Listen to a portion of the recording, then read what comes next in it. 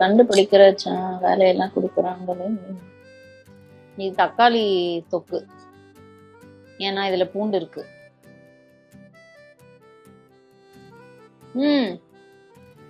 புளிப்பா நல்லா இருக்கு. இட்லி தோசைக்கெல்லாம் கூட சூப்பரா இருக்கும். எக்ஸ்ட்ரா ஒன்று சொல்லவா? பிரெக்னெண்டா இருக்கவங்களுக்கு நல்லா பிடிக்கும். அடுத்த ஐட்டம் பிரானா, சூப்பர். சூப்பரா இருக்கு. இது ஃபர்ஸ்ட் என்ன சாப்பிட்டேன், தக்காளி தொக்கு சாப்பிட்டேன்ல, அந்த ஃபிளேவர் இல்ல, இது வேற மசாலா கம்ப்ளீட்டா. அந்த ப்ரான் டேஸ்டோட சூப்பரா இருக்கு.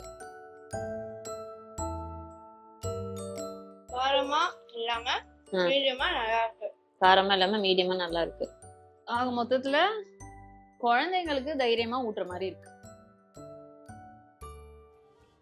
இது வந்து இந்த சிக்கன் குழம்பு தொக்கு அந்த அந்த ஃபார்ம்லாம் இல்லை. இது வந்து டிப்பிக்கல் ஒரு ஊறுகாய், இந்த நார்த்தங்காய் ஊறுகாய்லாம் வந்து ஒரு ஃப்ளேவர்ல இருக்கும்ல, ஆமா அந்த ஃப்ளேவர்ல இருக்கு.